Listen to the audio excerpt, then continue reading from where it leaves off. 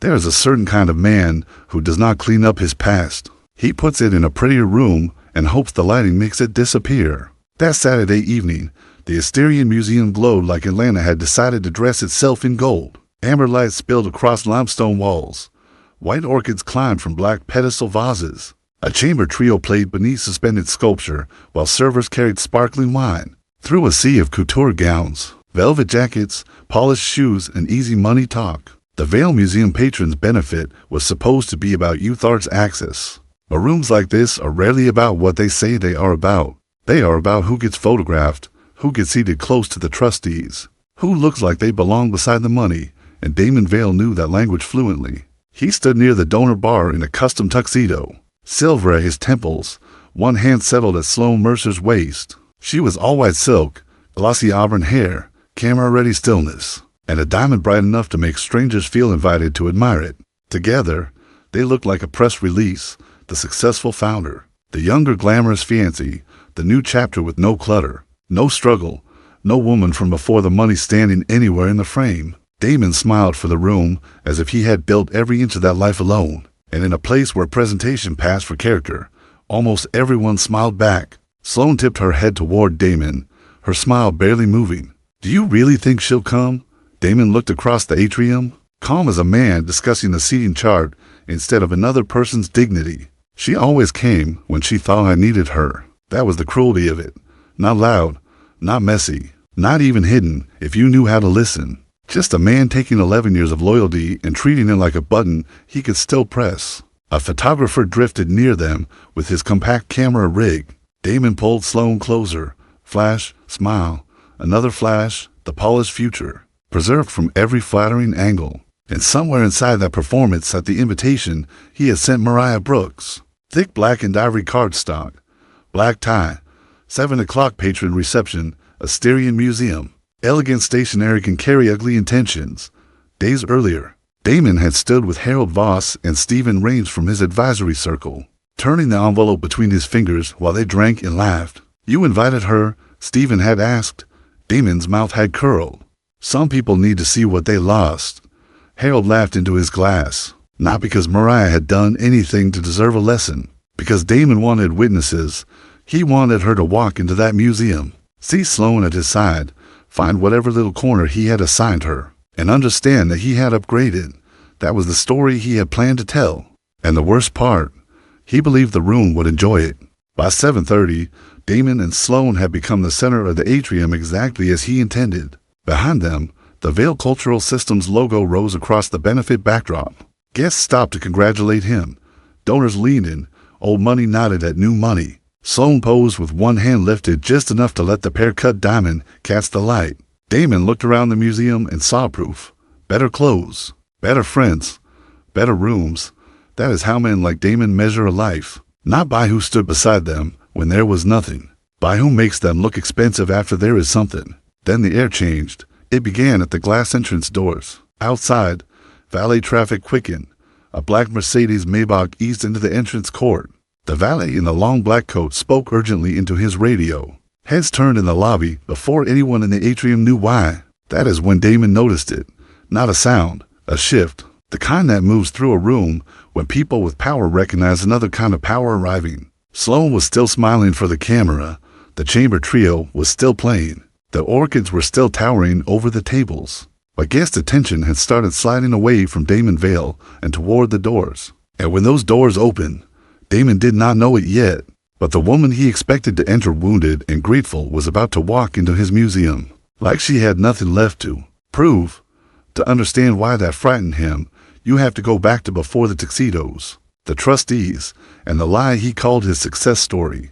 11 years earlier, Mariah Brooks met Damon Vail at Juniper and Clay in East Atlanta. He had a dented sedan, a failing tablet, and the restless confidence of a man who could make a dream sound like a promise. If you listen long enough, Mariah listened, not because he had money. He did not. Not because he had connections. He did not have those either. She listened because she saw hunger in him, vision, the part of a person that still believes that life can become larger than the room they are sitting in. And Mariah had always known how to believe in people. Their early years unfolded in a Grant Park walk-up with a clanky radiator, a rattling window unit, and a kitchen table small for the life they were trying to build. Mariah worked mornings at a pediatric clinic in Decatur. At night, she took online arts management courses. Her laptop opened long after Damon had fallen asleep over another proposal. Then she got up and did it again. She stretched bills, cooked budget meals, edited grant decks, bought clearance blazers, and pressed them before his meetings. When his confidence shook, she held it steady. When his plans got tangled, she found the thread.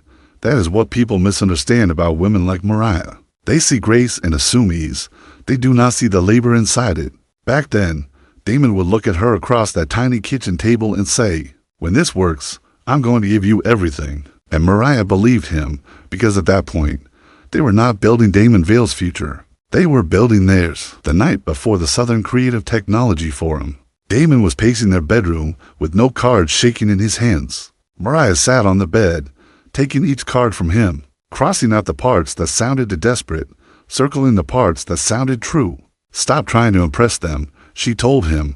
"Tell them what the work can do." So he did. The next day, Damon landed his first deal. Then another one came, then another. Vale Cultural Systems grew out of that small opening like a vine finding sunlight. Better offices, better suits, better restaurants where the menus did not list prices. New friends who laughed too loudly at Damon's stories and never once asked who had helped him survive long enough to tell them. Mariah watched it all with pride at first. That is the painful part. When you love someone, their first win can feel like your own heartbeat finally being heard in the world. But success does not always reveal character. Sometimes it reveals what a person was willing to hide until they had an audience. Damon started noticing things he had once loved without comment. Her practical clothes, her neighborhood friends, the natural coils she wore with quiet confidence. He began speaking in little corrections, little suggestions, little polished cuts disguised as concern. The climb had changed the air around him, and slowly, Mariah stopped being the woman who helped him reach the door. In Damon's new version of the story, she was becoming the woman he thought might embarrass him once he walked through it. At first, Damon's cruelty came dressed like advice. At company dinners, he would rest his fingers against Mariah's elbow and guide her away from conversations she had been enjoying. "Maybe don't mention Grant Park," he would murmur. "These people don't really understand that side of Atlanta," as if the place where she had kept him fed and hopeful was now something to hide behind a smile. At fundraisers, he corrected the way she described her work. "She means she helps at a clinic," he would say lightly, before Mariah could finish a sentence about the children she served. Not cruel enough for strangers to call it cruel. That was Damon's talent. He could reduce a woman in a room full of people and make it sound like good manners. Then, one afternoon, Celeste Nguyen complimented Mariah's hair. Just a simple kindness. She told her those natural coils were beautiful. Mariah thanked her. Damon smiled too, but in the car afterward, his face changed. "You should think about smoothing it out for the legacy patrons," he said, eyes fixed on the road. "Some people are traditional." Mariah looked out the window. The city blurred past in glass and rain and expensive storefronts, as she tried to understand how the man who once loved every unpolished part of her had started treating her like a presentation problem. Her hair, her voice, her history, her home. Every piece of her that existed before his new friends learned his name. And because she still loved him, Mariah swallowed questions that should have been asked out loud. That is how self-erasure begins sometimes. Not with one dramatic betrayal, with 100 small instructions about how to become easier for someone else to display. Eventually, the little corrections became a sentence Mariah could not soften in her own mind. They were standing in their Buckhead townhouse one evening, surrounded by the polished proof of everything they had built. Floor-to-ceiling windows, clean white walls. Art Damon had started buying because his new circle bought art. He was wearing a suit Mariah had helped him choose, and he said it with the same calm voice he used in investor meetings. "I don't think you fit the life I'm building anymore." No shouting, no slammed door. Just a man turning 11 years of devotion into a mismatch in the design plan. Mariah stood very still, because sometimes pain is so clean, so unexpected, your body does not know where to put it. Then she asked him, quietly, what was I supposed to be until now?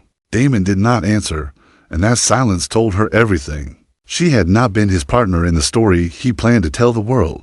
She had been the chapter he meant to leave behind. A woman can survive many things: hard years, empty accounts, long nights, a husband with a dream too big for the room. But there is a particular kind of devastation in realizing the person you carried through the storm has decided you do not belong in the sunlight. Damon had not simply fallen out of love. He had made Mariah's loyalty feel temporary, and once a person does that, the paperwork is never far behind. The separation came wrapped in envelopes, emails with neat subject lines, documents with numbered sections, meetings scheduled between traffic and lunch in a Peachtree Street law office. So sterile it seemed designed to make grief feel inconvenient.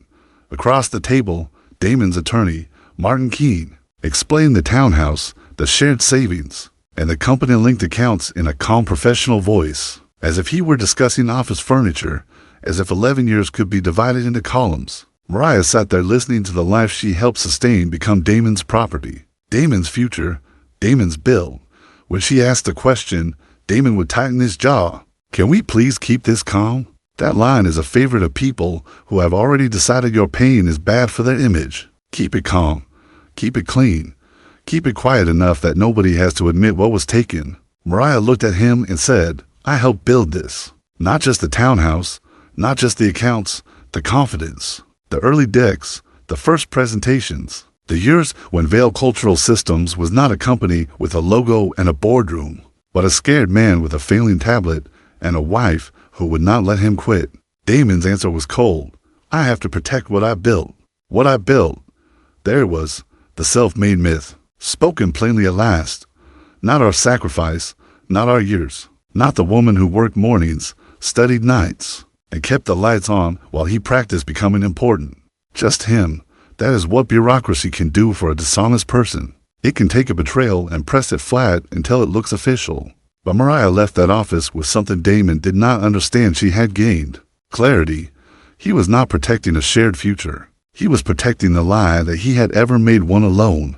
Then Damon made the replacement public. Mariah saw it on a rainy afternoon in a little 5 Points cafe, her coffee cooling beside her as a glossy Atlantic culture feature filled her screen. There was Damon in a tailored jacket, smiling like he had never broken anything in his life. And beside him was Sloan Mercer, younger, camera-ready, glossy auburn hair, a white smile built for flashes and donor walls. The article called them Atlanta's new cultural power couple. It described Damon's next chapter with the bright, careless language people use when they are admiring a renovation instead of noticing who got pushed out of the house. Mariah kept reading anyway. Then she saw the comment a gallery guest had written, "His new life makes sense. His ex always looked out of place." Out of place, 2 little words. And they hit harder because they carried every correction Damon had ever whispered, every suggestion, every look that told her she was too natural, too honest, too much like the woman who knew him before the suit. Her hand jerked, coffee spilled across the table and burned her fingers. A young woman nearby rushed over. "Are you okay?" Mariah looked at the mess, at the article, at Damon's polished new life glowing from the screen, and she said, "I'm fine." But this time, she was not defending him. She was protecting herself, because suddenly she understood the whole design. Damon had not found a better life after Mariah. He had used her strength to climb, then acted embarrassed by the ladder, and once Mariah saw that, the question was no longer why he changed. The question was why she had spent so long trying to make his cruelty make sense. Mariah wiped the coffee from the table herself, then she walked home through the rain. No dramatic call, no message to Damon. No desperate search for an explanation he had already made plain. Just one foot in front of the other, back to her Kirkwood one-bedroom with its second-hand sofa, uneven dining table, and brick-facing window. It was modest, but it was hers. Inside, she took off her coat and stood beside the small ceramic dish near the entryway. Then she slipped off her plain gold wedding band and placed it inside, gently, not because the marriage had meant nothing, because it had meant enough, and she was done carrying it alone. Later, Mariah opened her laptop at the dining table. Her resume was still saved under the name she had worn while trying to fit inside Damon's world. She deleted it.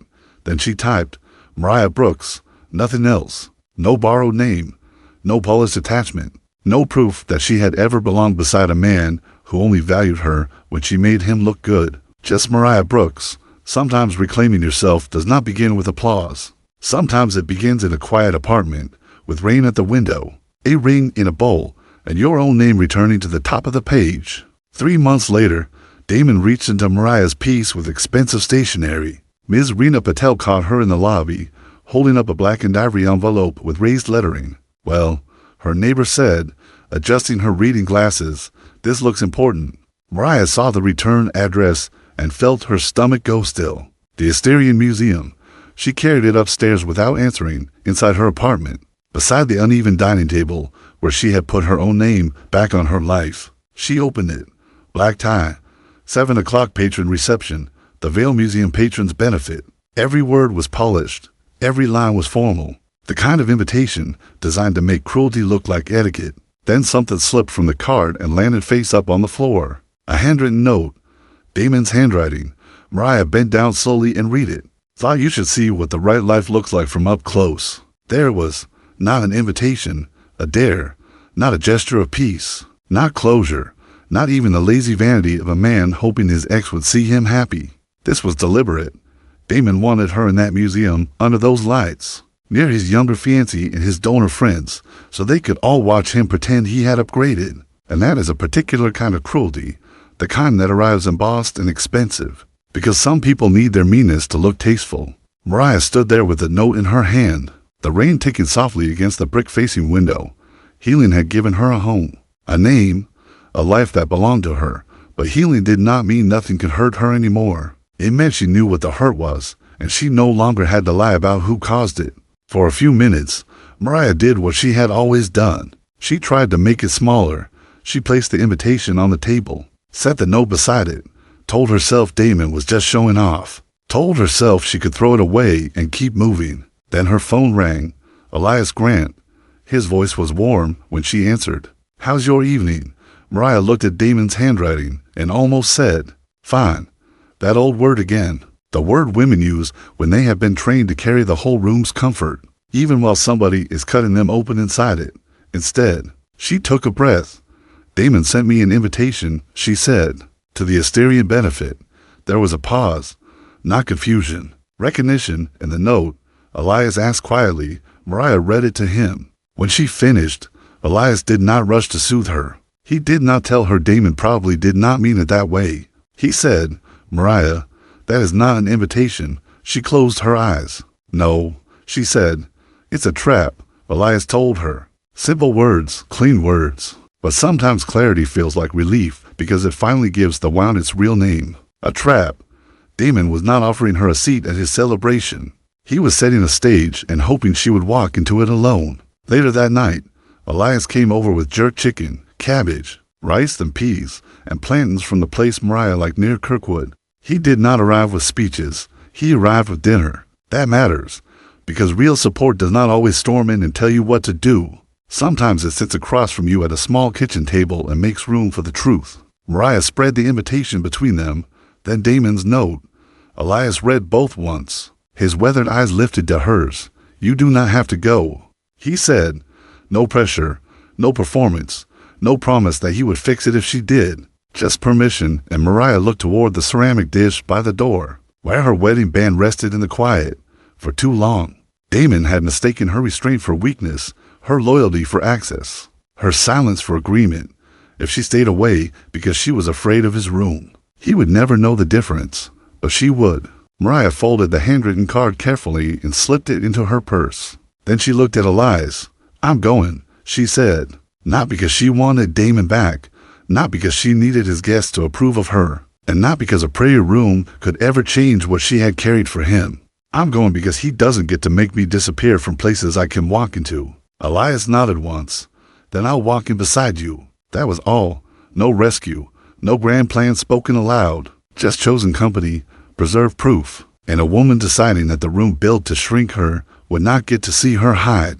By Saturday evening, the Asterian Museum was glowing with expensive warmth. Amber light washed over limestone walls. White orchids rose beside suspended sculpture. A chamber trio played near the donor bar, while servers moved through the atrium with sparkling wine and tiny silver trays. Everything gleamed. That was the point. Damon Vail worked the room in a custom tuxedo, silver beginning at his temples, one hand easy around a champagne flute. Beside him, Sloane Mercer shone in white couture, her diamond ring catching every flash. They looked like the future he wanted people to buy. An old college friend leaned close, designer glasses flashing beneath the gallery lights. "Damon," he said, grinning, "you really built yourself a whole new chapter." Damon smiled like a man accepting an award. Across the room, to committee women whispered behind their glasses, "Is Mariah actually coming?" "I heard she is," they said at the way people discuss weather threatening an outdoor event. Curious, excited, detached from the fact that someone's pain was supposed to entertain them. Then Sloan glanced toward the seating chart.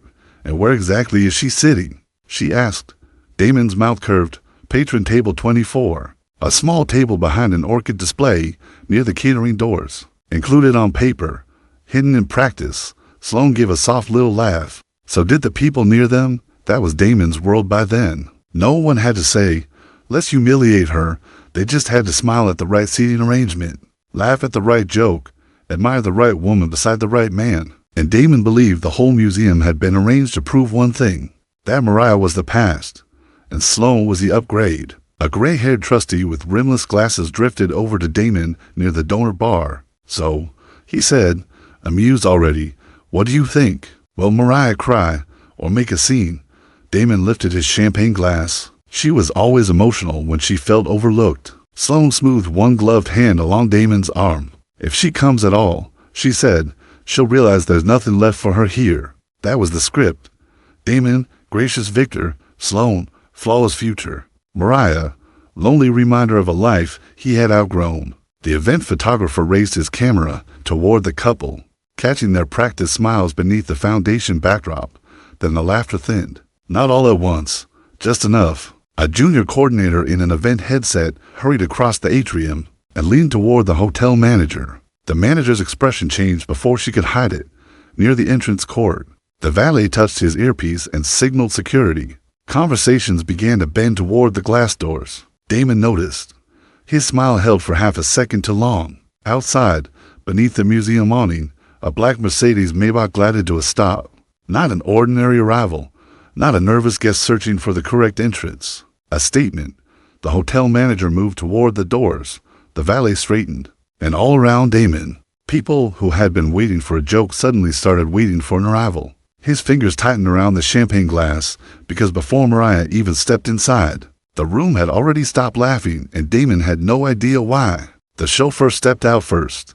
Then he opened the rear door. Mariah Brooks emerged in a sculpted midnight blue gown, one hand holding a small satin clutch, her natural coils framing a face that had learned not to ask a room for permission to exist in it. She did not rush. She did not look around for Damon. She simply stood beneath the museum lights as if she had arrived exactly where she meant to be.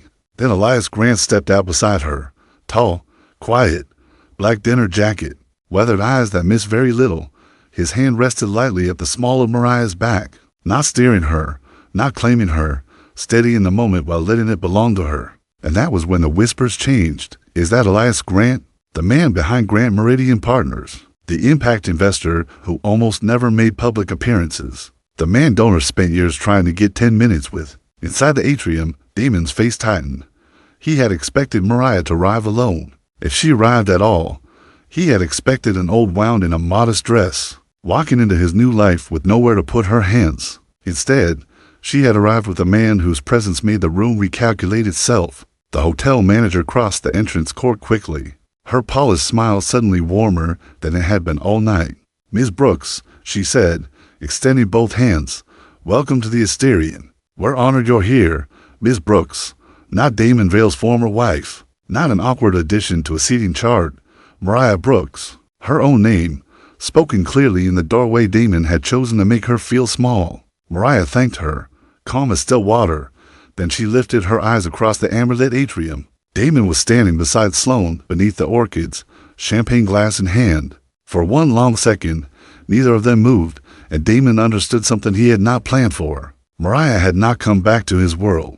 She had walked in with one of her own. Mariah thanked the manager and stepped inside with Elias beside her. The chamber trio kept playing, but nobody was listening to it now. Damon recovered first. Men like Damon always did. They had spent years mistaking a practiced smile for control. He crossed the floor with Sloan on his arm. "Mariah," he said warmly, as if he had not hidden her behind catering doors. "I'm glad you decided to come." "I'm sure you are," Mariah said, Sloane offered her cheek, not quite close enough for a real greeting. "You look lovely," she said, the kind of compliment that arrives wearing gloves. Damon turned toward Elias, and for the first time that evening, his confidence slipped at the edges. "Elias Grant," he said. "This is unexpected." Elias shook his hand once. "Mariah invited me," he said simply. No explanation, no deference, no opening for Damon to turn him into a prop. Damon gave a faint laugh and looked back at Mariah. "So this is what charity dates now." There it was, the little blade hidden inside the joke, not loud enough to accuse him of cruelty, just sharp enough to make her defend herself. But Mariah had spent too many years making herself easy to manage, too many years swallowing the small insults because she still loved the man giving them. Not tonight. She looked at Damon, then at the people pretending not to listen. "No," she said. "I'm finally standing beside someone who isn't ashamed of me." The silence that followed was almost elegant. Damon's smile held in place, but it no longer looked polished. It looked painful, near the donor bar. The gray-haired trustee lowered his glass, because the room had just learned the difference between a woman being replaced and a man revealing why he was never worthy of her loyalty in the first place. Sloane's fingers tightened around Damon's arm. She had been prepared for Mariah to cry, to snap, to become exactly the bitter ex-Damon had promised everyone she was. Calm truth was harder to manage. "I hope you're comfortable tonight," Sloane said, her voice soft with manufactured concern. "It takes courage to come into a space like this after everything." Mariah looked at her. "Comfort isn't the same thing as dignity," she said. "Some people confuse the two because they've never had to choose." Sloane's expression barely changed, but barely was enough. Damon stepped closer, lowering his voice as if privacy could still save him. "Mariah, don't do this here." And that was the moment she reached into her satin clutch, not for a tissue, not for a phone, for the black and ivory card he had mailed to her apartment. Wrapped in expensive stationery in spite, she unfolded Damon's handwritten note. "You invited me here," she said, holding it between them. "So let's not pretend this room is too delicate for what you wrote." A few feet away, Carla Mendoza from the foundation board had stopped walking. She was listening now, so were the guests around her. Damon's face drained of its easy color. "Mariah," he said again. But she had already lowered her eyes to the card. And when a person sends cruelty in their own handwriting, they should understand one thing. Paper remembers. Mariah read the words slowly. "Thought you should see what the right life looks like from up close." No one spoke. Not Damon. Not Sloane. Not the people who had laughed when they heard about patron table 24. Mariah folded the card once more and looked directly at her ex-husband. "You made this the place," she said. "You chose the audience. You chose the invitation. You chose the words." Sloane found her voice first. "This is embarrassing," she said. Mariah gave the smallest nod. "Yes," she said. "It is." Then she turned back to Damon. "But it isn't embarrassing for me." In that instant, everything reversed. He had sent the note believing it would make her feel like an outsider, looking through glass at the life he thought she had lost. Instead, she had brought it into the center of his perfect room and let everyone see who had needed cruelty to feel tall. The embarrassment had changed hands, and Damon could feel it. Elias did not interrupt. He only glanced toward the entrance. A moment later, Amani recrossed the atrium in a navy-tailored suit, a burgundy leather folio tucked beneath one arm. She did not go to Damon first. That mattered. She stopped beside Mariah. "Ms. Brooks," Amani said, calm and clear, "the trustees are ready." Damon let out a short, disbelieving breath. "Ready for what?" Mariah placed his handwritten card on top of Amani's folio. Then she answered him without raising her voice. "For a review of the expense records," she said. "The private hotel suites charged as youth arts access, the image consulting, the couture invoices, the vendor payments connected to Sloane that were labeled community programming." Sloane's head turned sharply toward Damon. Mariah continued, "And the emails." Damon's jaw set.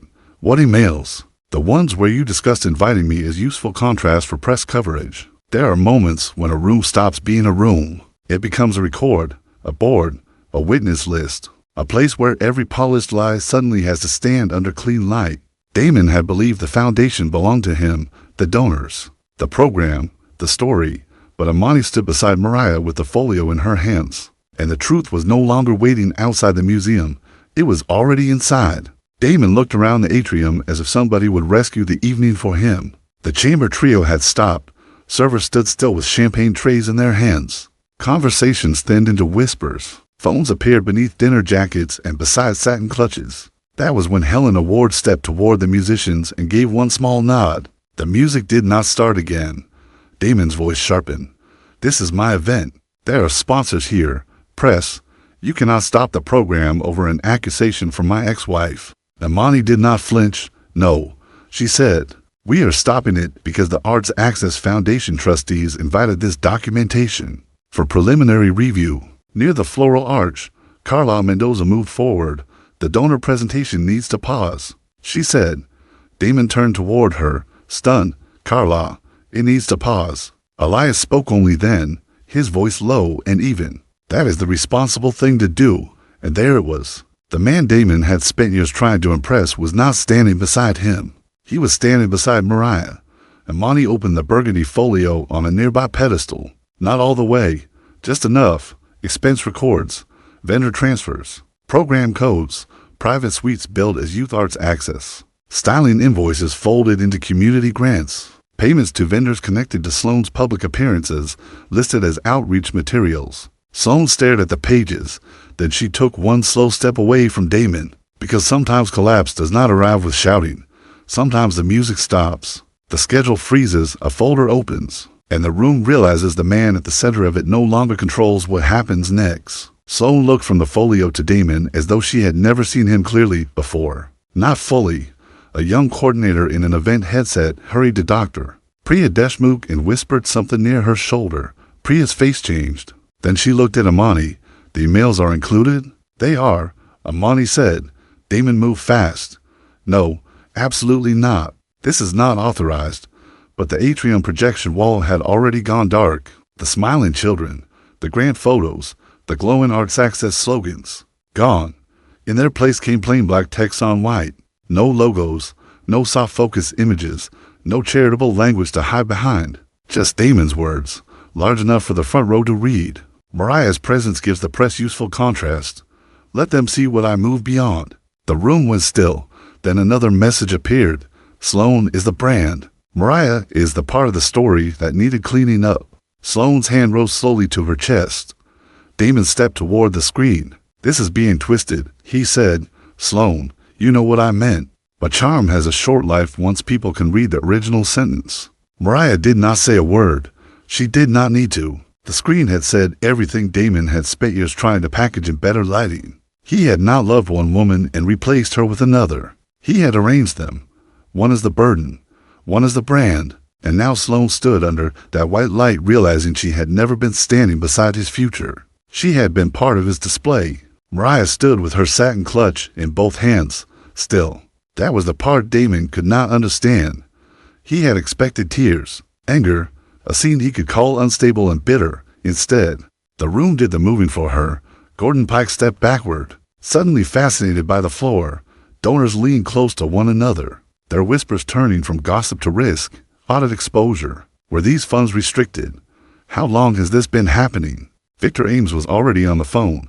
"Get our counsel," he said quietly. Now, Damon heard it all, and he reached for the last weapon he had.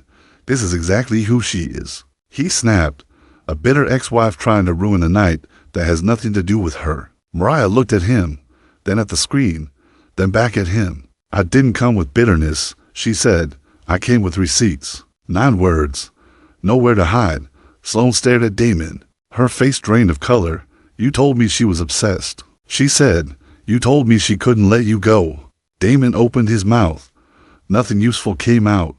"Dr. Priya Deshmukh stepped forward before he could try again. "Damon Vale," she said, formal and clear, "you are removed from tonight's program.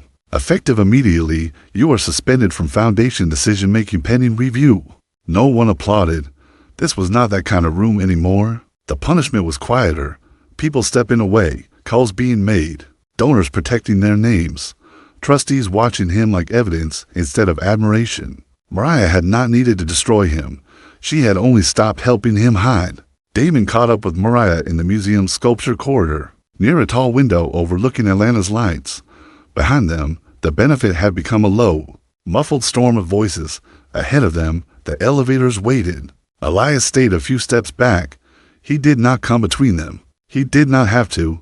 Damon's tuxedo suddenly looked less custom-made than costume. Mariah, wait. She stopped, but she did not turn around right away. You have to tell them this is emotional, he said. That is out of context. You know how these things look when people start pulling pieces apart. There it was again. Not remorse. Management. He was not asking whether he had hurt her. He was asking her to make his harm sound softer for the people who had finally seen it. Mariah turned. You want me to protect you from the truth? That's not what I'm saying. You're asking me to call facts feelings because facts are inconvenient now. His face tightened. We were married, he said. That has to mean something. Mariah held his eyes. It did mean something, she said, to me. The words landed harder than anger could have, because that was the wound beneath every invitation, every polished insult, every attempt to make her smaller. Mariah had honored the marriage even after Damon stopped honoring her. And now, cornered by his own choices, he wanted to borrow that loyalty one last time. She gave him nothing. I didn't come here to bargain, she said. Elias remained behind her, quiet as a locked door. And Damon finally understood that her calm had never been weakness. It was the end of his access. Then Sloane stepped into the corridor. Her hand was closed around the pear-cut diamond ring. For 1 second, Damon looked relieved. He still thought she had come to stand beside him. But Sloane did not look at Mariah with competition anymore. She looked tired, clear-eyed. The trustees want you back inside, she told Damon. He reached for her hand. Sloane, please, don't do this now. She gave a small, brittle laugh. Now is exactly when I do it. Her gaze flicked toward Mariah. You made me part of the story you used to hurt her, Sloane said, and all this time, I thought I was your future. Damon's face changed. Sloane, you called me the brand. She placed the ring on the narrow stone ledge beneath the window. A small sound. Barely anything, but that ring had spent the whole night flashing beneath cameras, announcing Damon's upgrade to anyone willing to confuse a diamond with character. Now it sat alone in a quiet corridor. Not a promise. Evidence. Sloane turned toward the elevators without waiting for his answer. And Damon stood there between the woman he had tried to erase and the woman he had tried to display, with neither one willing to carry him any further. Damon looked at Mariah as if the woman standing before him had broken some private rule. Who are you? He asked. The question was almost sad. Almost. He had only ever known the version of her that made him comfortable. Elias lifted Mariah's coat from his arm and held it open for her. No speech, no rescue, just care.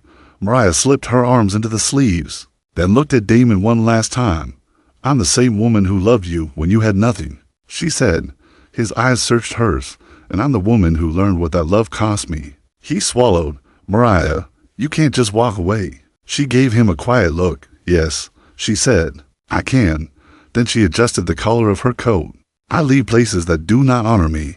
That was it. Not revenge.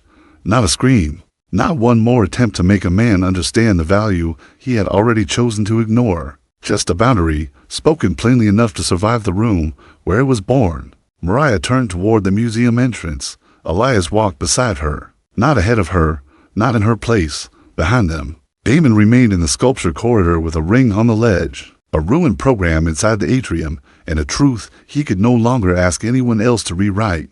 They crossed through the museum's amber light and past the white orchids that had been arranged to make the night look flawless. Outside, the black Mercedes Maybach waited at the entrance court. The chauffeur opened the rear door. Mariah paused for one breath beneath the museum lights. Not because she was unsure, because sometimes freedom is so quiet at first. You have to stand still long enough to feel it arrive. Then she stepped inside. The door closed, and as the car pulled away from the Asterian Museum, Mariah leaned back and let out a breath she had been carrying along. Freedom did not look like winning an argument. It looked like leaving the room where she had been diminished. Without asking anyone to treat her properly, Damon had needed her small to feel important. She had finally denied him that.